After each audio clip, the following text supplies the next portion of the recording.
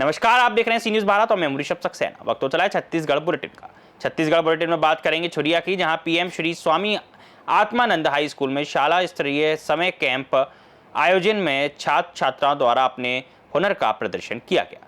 साथ ही बात करेंगे कांकेर की, जहां विधायक सावित्री मंडावी ने अधिकारियों पर जमकर भड़ास निकाली। छुरिया के पीएम श्री स्वामी आत्मानंद उत्कृष्ट अंग्रेजी एवं हिंदी माध्यम हाई स्कूल में 12 से 21 मई तक शाला स्तरीय समर कैंप का आयोजन किया गया। इसका शुभारंभ प्राचार्य धनेश सिन्हा ने श्वेतांबरी देवी के तैलचित्र पर माल्यार्पण और दीप प्रज्वलन कर किया।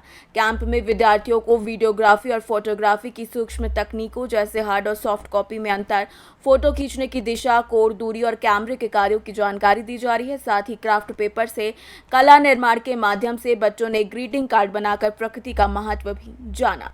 समर कैंप में रूपाली बुरांडे, प्रीति सोनकुसरे, प्रज्ञा तिवारी और निखिल जाम्बुलकर विद्यार्थियों को मार्गदर्शन और प्रशिक्षण दे रहे हैं।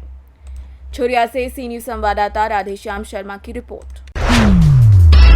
दुर्ग में लक्ष्मी महिला बहुआयामी शहर स्तरीय संघ के द्वारा शहर से निकलने वाले कचरों के साथ दुर्ग नगर निगम के लिए स्वच्छता बनाए रखने डोर टू डोर कचरा कलेक्शन से जुड़ी तकरीबन 582 महिलाओं का साथ एक नई पहल के तहत RRR NGO संस्था के साथ मिलकर शहर के आम लोगों के तहत लोगों की जरूरत के सामान इकट्ठा कर उन जरूरतमंद तक पहुंचने का कार्य किया जाएगा। इस अवसर पर सेंटर भवन लोकार्पण करने तिमरेंदु शेखर सिंह कुंवर और दुर्ग महापौर अलका बागमार, सभापति श्याम शर्मा सहित MI प्रभारी पार्षद उपस्थित हुए। इस दौरान सभी के मौजूदगी में सेंटर का फीता काटकर उद्घाटन किया गया। इस दौरान कार्यक्रम में आए हुए अतिथियों की स्वच्छता के साथ स्वच्छता दीदियों के साथ सम्मान किया गया। बता दें कि इस दौरान कार्यक्रम में पहुंची दुर्ग महापौर अलका बागमार ने RRR सेंटर के उद्देश्य को लेकर अपनी प्रतिक्रिया भी दी और साथ ही साथ संस्था प्रमुख आयुष राजपूत ने भी जानकारी दी। गवर्नमेंट की एक योजना है, हमारे घर से जो कचरे निकलते हैं या जो हमारे पास रीयूजेबल प्रोडक्ट्स होते हैं, जैसे हमारे घर पे ग्लास के सेट हैं, पुराने कपड़े हैं, हमारे पास जो पुराने कपड़े हम शायद 2 साल 3 साल पहने, उसके बाद हम उसको बाहर फेंक देते हैं या किसी को दान दे देते हैं। पर कई बार ऐसा होता है कि हम वो सही जगह पे पहुंचा नहीं सकते उन सामानों को। उसके लिए इस RR सेंटर का उपयोग किया गया। गवर्नमेंट चाहती है कि आपके घर से निकला हुआ जो प्रोडक्ट है, जो लोगों के काम आ सकता है, उसे RR सेंटर के माध्यम से उन लोगों तक पहुँचाया जा सके। इस संस्था को मूलतः अगर हम कहें तो जो सुबह सूखा गीला कचरा लेने के लिए हमारी दीदियाँ आपके घरों में आती हैं, तो गीले कचरे को वो खाद के तौर पे उनको रिसाइकल किया जाता है। और सूखे कचरे जिसमें ये भी आते हैं, जैसे हमारे पुराने बुक हैं, पुस्तक कॉपी है, पुराने कपड़े हैं, तो वो सारे प्रोडक्ट्स हमारे पास आते हैं। और जो बेचने लायक जैसे कबाड़ी होता है, पुट्ठा, पेपर, रद्दी, उसे बेच दिया जाता है समूह के माध्यम से। और जो प्रोडक्ट किसी को दिया जा सकता है वो हमारे पास आता है। शहर में कुल कितने सेंटर है जिससे आप तक माल पहुंचेगा? अभी हमारे पास लगभग 9 सेंटर हैं और 10वां ये मुख्यालय कह सकते हैं हम इसे। और यहाँ पर से सारा 9 सेंटर जो है शहर में जोन वाइज जो बटा हुआ है उसे मैनेज किया जा रहा है। शहर की जनता को क्या अपील करना चाहेंगे? हम ये चाहेंगे कि जो प्रोडक्ट आप शायद बाहर फेंक दे रहे हैं, आपने उसे यूज़ किया और यूज़ होने के बाद अब आपको उसकी ज़रूरत नहीं है, तो कृपया करके वो आप हमारे शहर की स्वच्छता दीदी और मित्रों को दे दें, ताकि वो उन लोगों तक पहुँच सके जिन्हें शायद उनकी सख्त ज़रूरत है, जो वो उसे परचेज नहीं कर सकते। आपके माध्यम से एक नेक कार्य हम आपके लिए कर देंगे। सामान लेने की जो जिन्हें ज़रूरत है हम उनके पास भी जाते हैं, हम स्लम्स में जाते हैं, हम जो रोड के आसपास या जो हमारे शेल्टर होम्स में नगर निगम के द्वारा बनाए गए हैं, हम उस पर जाके उन्हें वो कपड़े और वो सामान और बर्तन देते हैं। पर अगर कोई ऐसा इच्छुक है जिसे जानकारी मिल जाए और वो यहाँ आना चाहता है, तो ये रायपुर नाका में ऐसा RR सेंटर है, आप यहाँ आ सकते हैं। हम आपकी ज़रूरत के हिसाब से आपको सामान मुफ्त में दे देंगे। मेरा नाम आयुष ठाकुर है और मैं अभी मूलतः RR सेंटर में इंचार्ज के तौर पर कार्यरत हूँ। उसी तरह से है जैसा SRM सेंटर है, सेग्रीगेशन का है, कचड़े इकट्ठे होते हैं, सब सेग्रीगेट करते हैं। लेकिन यहाँ कुछ नया करके भी दिखाएंगे, जो अपने प्लास्टिक है उसको कैसे डिस्पोज करना है, उसका भी यहाँ एक्सपेरिमेंट करके दिखाया जाएगा। और अंदर जो है 2-3 चीज़ें जो मुझे बहुत अच्छी लगी। एक तो बर्तन बैंक है, अपन सुख दुख के काम में जैसे प्लास्टिक यूज़ करते हैं, तो यहाँ स्टील का बर्तन रखा गया है, जो कम रेट पे बर्तन उपलब्ध हो जाएगा। और दूसरा चीज़ है पुस्तक, जो अपने बच्चे जब पढ़ के निकल जाते हैं, वो पुस्तक हम घर में रखे रहते हैं, कुछ दिन बाद हम उसको कबाड़ी में बेच देते हैं। तो ये यहाँ पे पुस्तक रखे हैं कि जैसे अपने बच्चे पढ़ के निकले तो आगे ज़रूरतमंद जो हैं जो खरीद नहीं सकते उनको ये पुस्तक उपलब्ध हो जाएगी।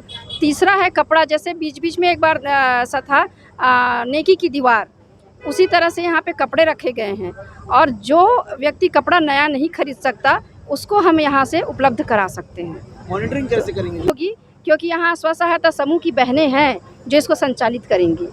दुर्ग से सी न्यूज संवाददाता धर्मेंद्र गुप्ता की रिपोर्ट।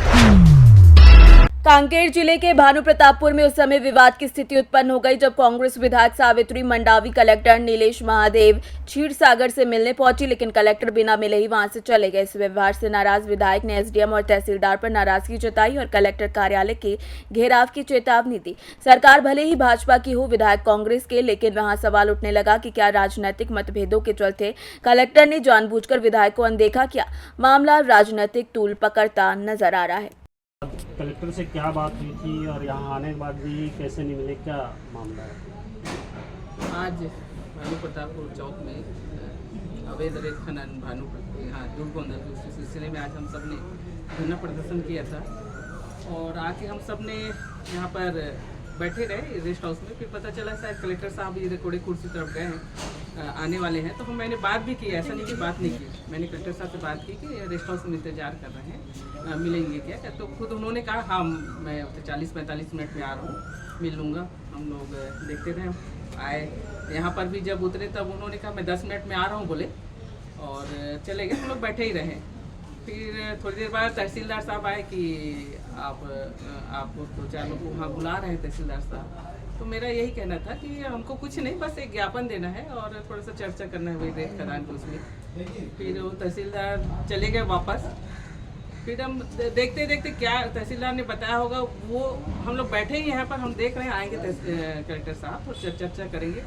पर देखते हैं कि उन्होंने गाड़ी में मतलब इतने फास्ट भागे, वहाँ जैसे चोर भागते ना उसी टाइप का लगा, तुरंत भागते। मेरा भी ध्यान उधर गया कहाँ जा रहे हैं। मैं यहाँ दौड़ के रोकने की कोशिश भी की, तो जब तक वो कलेक्टर साहब निकल गए। तो इस टाइप की जो कलेक्टर खुद जो है, हाँ जितने जनप्रतिनिधि लोग बैठे मेरे पूरे क्षेत्र के, विधायक बैठी क्षेत्र की, उनसे चर्चा करना मुनासिब नहीं समझा और चले गए यहाँ से। तो मतलब ये जनता यानी इस क्षेत्र के मुखिया होते हैं तो उनको भी थोड़ा सा भी नहीं लगा कि क्या इनकी क्या परेशानी क्या प्रॉब्लम है, थोड़ा सुन लेते तो हमको भी अच्छा लगता। तो ऐसे भागे पूछो मत। तो मैं ये मतलब ऐसा लग रहा है भाजपा के इशारे पे ये सब पूरा काम कर रहे हैं और ये क्षेत्र में जो है रेत अवैध उत्खनन जो लगातार हो रहा है, लगातार मेरे क्षेत्र वासी जो है कांग्रेसी कार्यकर्ता जो है पकड़ है वहाँ जाकर, उसके बाद भी कार्रवाई नहीं हो रही है। एक हमारे कांग्रेस के शासन में एक अवैध चलता था, आज देखते हैं 5-6 जो है जहाँ भी जाओ वहाँ चैन माउंटेन उतार रहे हैं, रेत निकाल रहे हैं। उसके कारण जो है लगातार वहाँ की सड़कें जो है एकदम है हालत जो है बदतर हो गई है। अभी मैं कहना चाहूँगा वहाँ के जो पुलिया है जिसको सृष्टि करके अभी बनाया था, नए बना है, आवाजाही के कारण रेत के कारण वो जो है पुल भी धसकने लगा है। तो इस तरह की समस्या को हल वो करना था, चर्चा करना था, पर हमने देखा कि कलेक्टर साहब चले गए हैं। चर्चा करना मुनासिब नहीं है, ये गलत सरासर हमारे साथ अन्याय हुआ है। इस टाइप नहीं होना था, उनको चर्चा करना था। पूरे क्षेत्र के जनप्रतिनिधि चाहते हैं, उनसे मिलना चाह रहे थे पूरे कार्यकर्ता हमारे। आपका अगला क्या होगा फिर इस? बिल्कुल आने वाले समय में हम बिल्कुल कलेक्टर घेराव करेंगे और जब तक ये रेत अवैध बंद नहीं होता तब तक हमारा संघर्ष जारी रहेगा। कांकेर से सी न्यूज संवाददाता दिनेश नथानी की रिपोर्ट। फिलहाल के लिए इस न्यूज बुलेटिन में इतना ही। देश और दुनिया की तमाम खबरों के लिए आप देखते रहिए सी न्यूज भारत।